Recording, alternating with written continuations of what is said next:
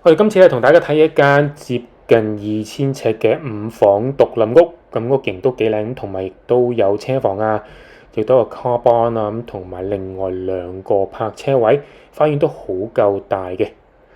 咁個位置咧都幾清靜下啦，咁隔離有啲樹啊，咁其實喺間屋嘅後邊咧，咁就已經係有個巴士站啦，所以非常之方便。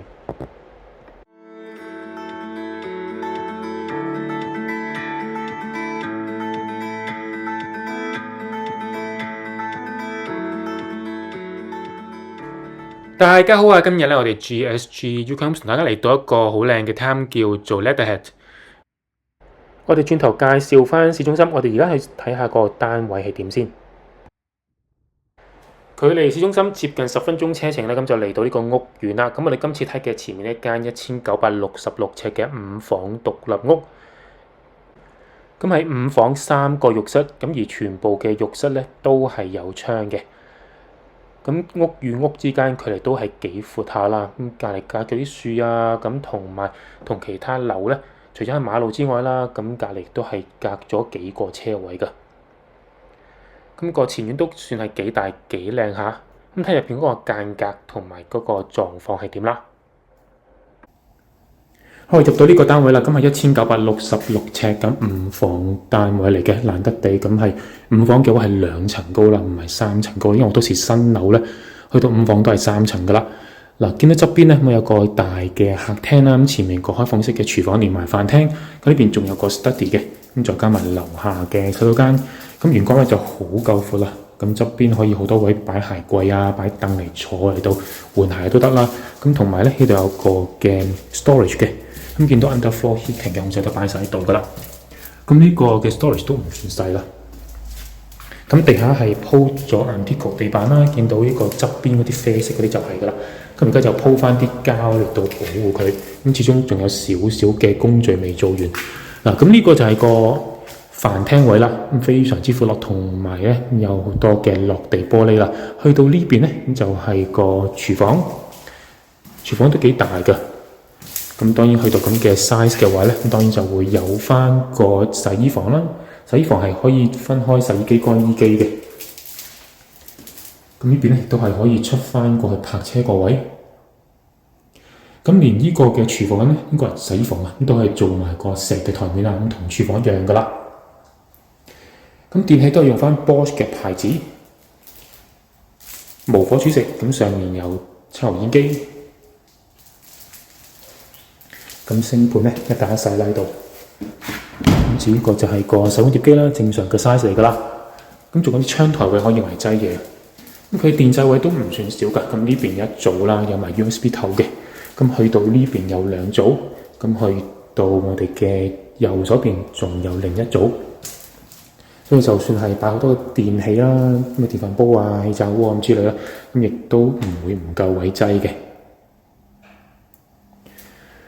咁呢邊咧就係做翻2個嘅焗爐，咁至於個雪櫃咧，咁就擺咗喺呢一度。咁隔離呢個咧，即係一個普通嘅櫃啦，咁但係都幾深啊，都幾大下，所以都好多位擠嘅。咁頭先我哋冇打開過啫，咁全部都係櫃，咁所以就好夠位噶啦。廚房呢度上面咧整咗唔少嘅單嚟啦。至於飯廳呢邊咧，咁就非常之闊落，好夠深啊！咁建議真係可能有需要擺翻張梳化啦，如果唔係，可能真係太闊。呢邊望翻住個花園，花園嘅話都幾闊幾大噶啦。咁去到個前面個 fence 嘅後邊咧，咁其實係出邊嗰條路嚟嘅，但係條路都唔算係忙嗰條路啦。咁同埋一陣呢條街嘅對面，即係喺對面街，對面一過馬路啊，咁就已經係去到巴士站啦。咁呢邊咧仲有另一個嘅 storage 嘅。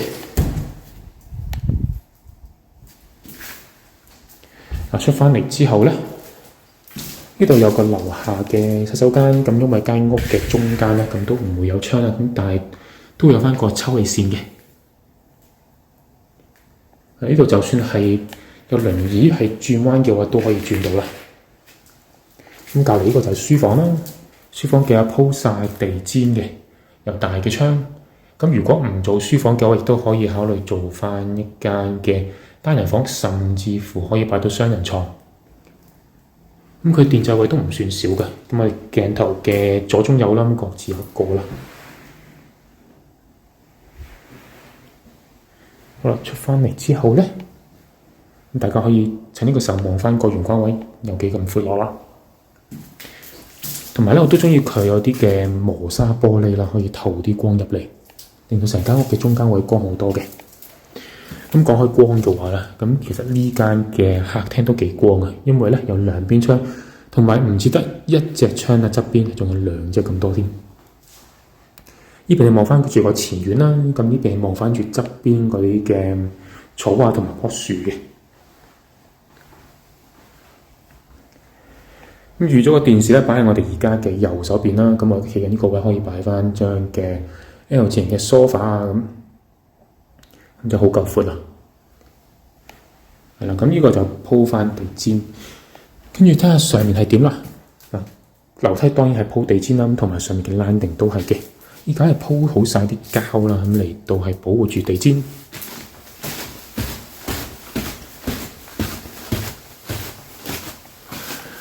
好啦，上到嚟之後咧，咁我哋嘅左手邊有兩間房，右手邊咧，咁有個浴室啦，跟住再加多兩間雙人房，一間單人房。咁我哋由呢一間房開始睇啦。嗱，見到有個入場衣櫃啦，咁即係呢個係個嘅主人房啦，因為呢個發展商咧，主人房係會送入場衣櫃嘅。咁預咗個床頭擺喺我哋而家嘅右手邊，咁都有兩組嘅電掣噶啦。咁當然就唔少得鏡就安全啦。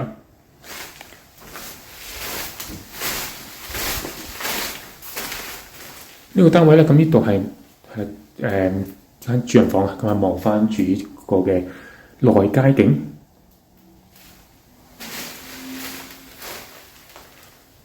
咁因為都幾夠闊啦，所以去到前面咧，其實可以夠位擺張書台添㗎。咁至於個浴室咧，地下係鋪磚，有窗嘅，啲窗都唔算細。咁個洗手盆咁係比較闊身啦，咁但係應該比較長，但係比較窄少少啦。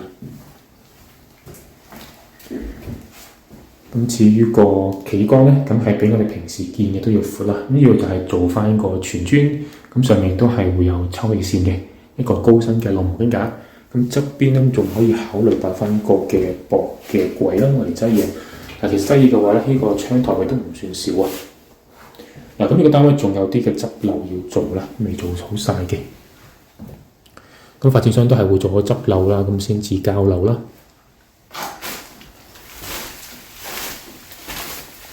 喺正嘅對面嘅咧，咁係另一間嘅雙人房。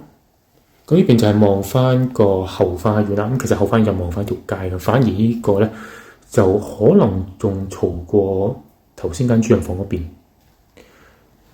嗱，講翻點擺傢俬啦，咁可能最正路咧個床頭就係擺喺我哋而家正正嘅前面嗰度啦。咁床尾咧咁可以擺翻個衣櫃嘅。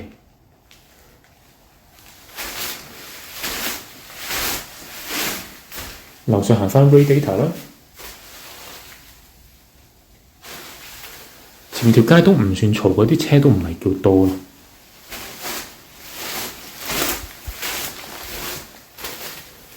咁同隔離個浴室之間咧，呢係一個 storage 嘅。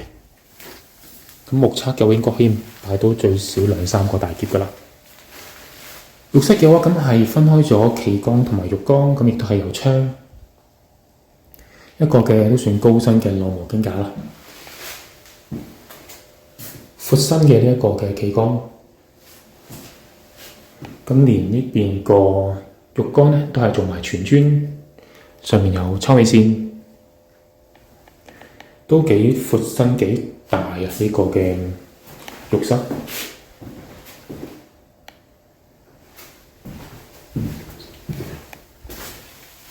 咁咁同隔離房之間咧，度有另一個嘅 storage 啦。咁同頭先個 storage 差唔多 size 噶啦。咁呢間就係另一間嘅雙人房，同我哋啱啱睇嗰間雙人房嘅 size 係非常之接近。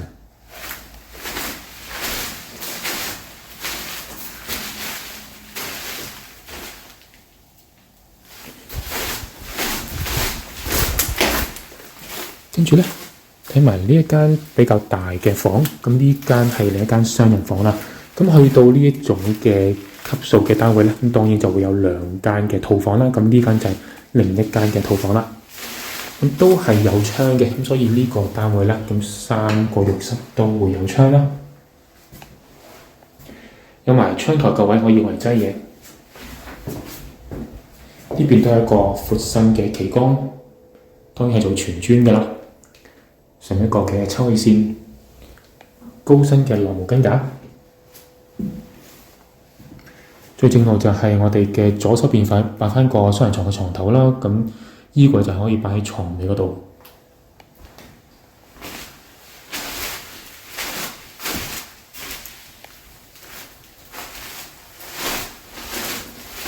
咁到最後咧，睇埋呢間房，呢間就係細房。咁其實可能比較適合做一間書房多啲。就咁目測嘅話咧，應該仲細過頭先我哋樓下間書房。再望翻個景觀，比較一個長身嘅 L 字形啦。咁如果真係擺個單人床嘅話，係擺到嘅。咁床尾呢度啦，咁就可以擺翻個嘅衣櫃。咁就唔算幾好大啦。咁我覺得可能做翻間客房都 OK 嘅。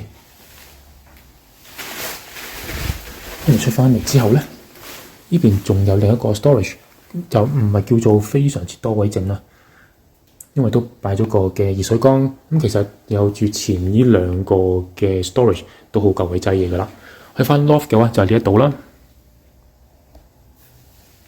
咁我睇完咗呢一個嘅5房嘅準現樓單位。咁2層高比較難得啊！咁其實5房嘅話都係5間房再加間 study。咁 study 嘅話，大家有個彈性咧，究竟係擺喺樓下又或者擺喺樓上。咁通常就係擺喺樓下，咁但係樓下間房真係大過呢一間咯。咁有個彈性，大家可以點樣用啦？係啦，咁2間嘅套房咧，咁都係喺我哋前面嘅左右兩邊啦。咁而呢一個嘅浴室咧，咁就係 for 3間房去用嘅。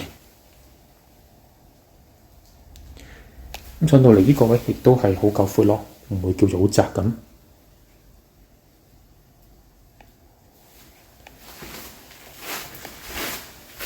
咁另外咧，我都中意佢個門口位好夠闊啦。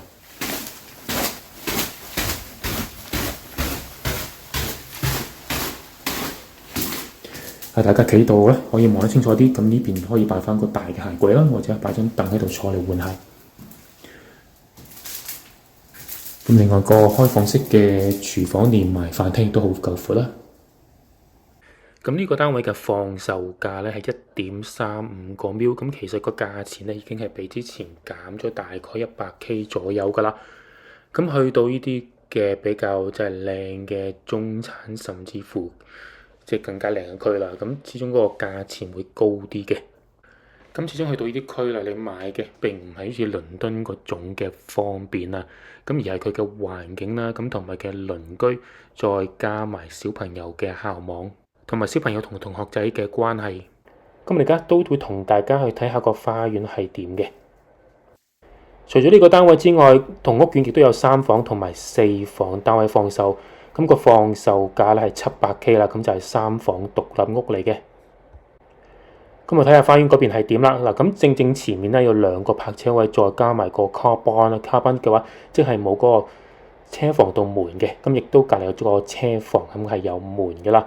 咁隔離屋咧亦都係隔住咗個 car barn 同埋車房先至去到嗰個單位。咁所以2個單位之間都距離都幾遠下㗎。好啦，跟住睇下呢個嘅花園啦。咁花園係向東嘅。咁朝頭早呢個時間咧就好多陽光入到嚟啦。咁同埋有個都幾大下嘅鎖匙泵啦。通常咧係一半咁嘅 size，因為嗰個單位比較大，咁所以都要兩個先至夠力。咁去到個花園嘅另一邊咧，咁其實係條馬路嘅，咁但係馬路嘅話都唔算叫做好多車嗰啲。咁室外亦都會有電掣嘅插頭位啦，咁亦都係整埋啲燈噶啦。咁2層高嘅5房啦，坦白講唔係經常會見到嘅。咁所以大家有興趣嘅話，亦都歡迎同我哋同事聯絡，咁我哋可以安排大家上門親身睇樓。咁除咗個單位之外，我哋都可以睇下其他嘅3房同埋4房單位啦。呢一度係喺 Surrey 入邊嚟嘅，咁係一個傳統嘅英式好區。睇下幅地圖先，咁係喺倫敦以西南嘅一個地方，咁係 M25 嗰條大嘅 motorway 隔離啦。除咗倫敦之外啦，隔離附近比較大嘅 town 啦，包括咗係 Guildford 啦、Woking 呢啲地方嘅。咁如果去翻 Guildford 嘅話啦，由呢度揸車過去 Guildford 大概20零分鐘左右。咁如果想去翻韓國城啊嗰個 New Malden 嘅話咧，咁就大概10零20分鐘揸車就到噶啦。咁如果去翻 Sutton 啊，個非常之多香港人嘅地區，咁就接近半個鐘頭左右。咁我同大家睇下呢一個咧，就係嘅市中心啦。咁唔係太大嘅啫，咁有啲嘅菜檔啦，咁一直向右邊行咧，咁就會見到呢一個嘅 shopping centre 噶啦。咁前面條街都幾多食肆嘅，商場入邊咧都有啲大型嘅連鎖鋪頭，咁包括大家見慣見熟嘅 Poundland 啦。呢個地方治安算唔錯嘅，咁 crime rate 係64。咁亦都係比英國嘅平均要低啦，即係治安比較好啲啦。咁另外咧，呢度都有啲超市嘅。咁喺正市中心入邊有一間大嘅 Sainsbury's 啦，咁見到小朋友都幾乖下噶。咁另外亦都唔少得好區必備嘅 Waitrose 超市。轉翻出嚟呢邊咧，就係頭先提過啲食肆啊、酒吧啊、餐廳等等。咁如果夜晚出嚟食飯嘅話咧，咁條街感覺上都安全嘅。咁再行過啲咧，呢度就嚟返個商場入口啦。另外都有間戲院。呢一題本身都有 outstanding 嘅中學同埋小學。揸車大概10分鐘，咁就嚟到呢個全新放售嘅屋苑。屋苑門口有巴士嘅，咁可以直接去翻呢，但係咁主要係放翻工放工用啦。咁同大家睇下成個嘅 size plan 啦。咁屋苑入口就係呢一度啦，咁得一條路入嚟嘅啫。咁呢邊條路咧，咁遲下會封住咗嘅。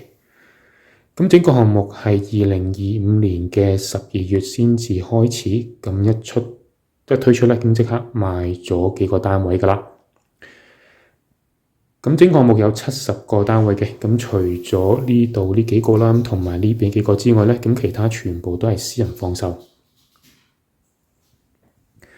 咁整個項目係會有做2房、3房、4房同埋5房嘅屋型嘅。咁見到都好大量嘅綠化嘅地方啦，同埋呢邊咧有個公園喺度嘅。咁去到前面咧，呢個就係個網球場同埋高爾夫球場啦，咁網球場仲要係 Andy Murray 嘅佢嘅訓練嘅場所啊，咁所以都係一啲嘅比較富貴嘅地區啊。呢個嚟得 Surrey 嘅話，當然要提下 Guildford 呢個地方啦，咁都幾多香港人嘅地區啦，咁同埋點解香港人過嚟咧？咁主要都係校網啦，同埋個治安都幾好嘅。咁我哋喺 Guildford 啦，同埋呢度附近嘅地區咧，咁仲有其他嘅新嘅屋苑可以選擇嘅。咁睇幅地圖先啦，咁倫敦就係呢個地圖嘅比較右上角一個大嘅地方。咁由 Guildford 揸車唔使半個鐘咧，咁會去到我哋今日介紹嘅一個屋苑。咁係一個叫做 Haslemere 嘅區嚟嘅。而呢個地方亦都喺2025年嘅10月份嘅時候咧，咁被評為係 Surrey 入邊最好住嘅區啦。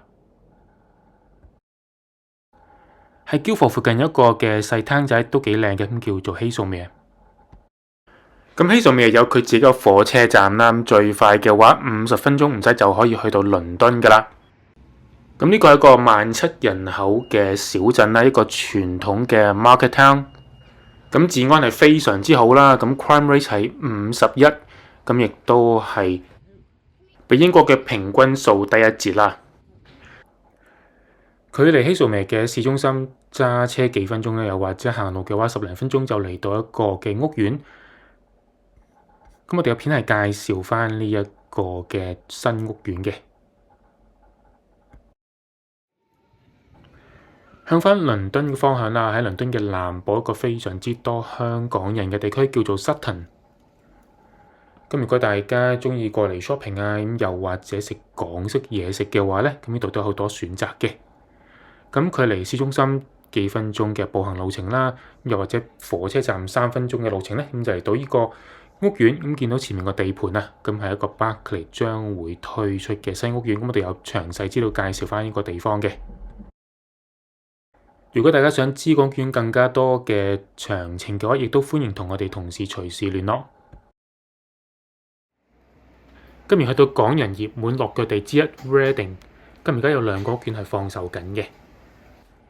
咁2個屋苑咧都係好近個市中心啦。咁其中一個咧仲要喺正隔離添，喺正個火車站旁邊啊。咁行過去3分鐘就到噶啦。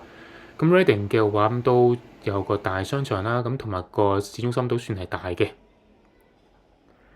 咁喺正呢個嘅火車站隔離行過去大概3分鐘度咧，咁就一個 Barclays 發展商嘅屋苑。咁一房嘅單位咧，咁就由335K 起。咁佢做到2房、3房同埋4房嘅，不過大單位就賣得好快啦。咁距離市中心遠少少，咁都係行大概10分鐘到咧，咁就嚟到另一個屋苑，咁叫做 Huntly Wharf。咁喺正屋苑嘅對面咧，咁已經有個 Retail Park 啦。咁過埋一個 Retail Park 嘅另一邊咧，咁就去到一間大嘅 Tesco Extra 噶啦。咁而家咧咁係有2房單位係放售緊嘅，咁個價錢由465K 起。今次咁另外喺一個非常之靚嘅屋苑叫做 Heartland Village， 咁而家係有少量嘅現樓嘅，咁包括咗一個性價比都幾高嘅4房獨立屋，連埋車房啦。咁大家可以睇翻下低嘅連結介紹翻呢啲單位嘅。咁距離 Heartland Village 大概10分鐘車程都唔使，可以去到一個新嘅屋苑叫做 Hares Hill。咁而家咧，亦都有一個嘅4房獨立屋嘅示範單位係放售緊嘅，咁就係前面嗰度啦。咁除此之外咧，咁亦都係推出最新嘅一期。咁我哋有片係介紹翻呢個單位，咁大家可以睇翻下低嘅連結啦。而另一個都係近住 Heartland Village 啦，咁叫做 Valcroft Woods 嘅屋苑，咁個發展商係 Wedgwood 呢個嘅屋苑啊，咁本身係一個嘅高爾夫球場啦。咁部分高爾夫球場會留翻低嘅，咁所以個位置都係相當之清靜。咁喺 Guildford 附近仲有另一個屋苑可以介紹翻俾大家嘅，咁就係一個叫做 Leeward Fields 嘅 Barclays 嘅屋苑啦。咁我哋有片介紹翻呢個屋苑啦，咁大家可以睇翻下低嘅連結。咁而係一個叫做 Sunningdale Park 嘅屋苑啦，咁係可以話係喺 Windsor 啦、Bracknell 啦同埋 Woking 之間一個好靚嘅區啦，一個好富貴嘅區啊。咁點解為之富有咧？咁就係喺正一個叫做 Virginia Water 隔離嘅，咁呢個可以話係全英國最貴嘅區啦。咁啲屋咧平均嚟計都係1個 mil 或以上噶啦，嗰個售價。呢個屋苑有大量嘅綠化空間，咁而家剩低少量嘅 house 啦，咁遲下放嘅咧，咁都係 apartment 嚟噶啦。咁係非常之近倫敦嘅一個地方叫做 Stings， 咁係喺 Surrey 入邊嚟嘅。咁呢個地方咁就好近 Heathrow 嘅機場啦。不過好彩咧，咁佢就唔喺正個 flight path 下低，咁所以亦都唔算叫好嘈嘅。咁呢個係就係佢條河啦，泰晤士河。咁 Stings 嘅市中心都唔算太細嘅。咁星期六就好忙啦。咁亦都有一個細嘅商場。星期六就大量攤檔喺度擺檔啦。距離市中心大概5分鐘嘅步行路程啦，就嚟到呢個屋苑。咁係Barclays嘅發展商嚟嘅。咁10分鐘之後都可以行到去火車站。屋苑行出嚟大概4分鐘到可以去到前面呢一個嘅港式大排檔。咁有港式嘅點心啦、燒鴨、日韓、馬來西亞嘅嘢食。咁鍾意食嘢嘅朋友呢度就非常之方便啦。今次介紹 Surrey 呢個嘅小型發展商個項目啦，咁同埋周邊嘅屋苑就到呢度為止啦。咁如果大家鍾意呢段短片嘅話，歡迎大家過嚟 comment、like 同埋 subscribe 我哋 channel。如果大家想透過我哋英國度租樓、買樓、裝修，甚至乎買樓，亦都歡迎隨時揾我哋嘅喎。咁我哋下次再見啦，拜。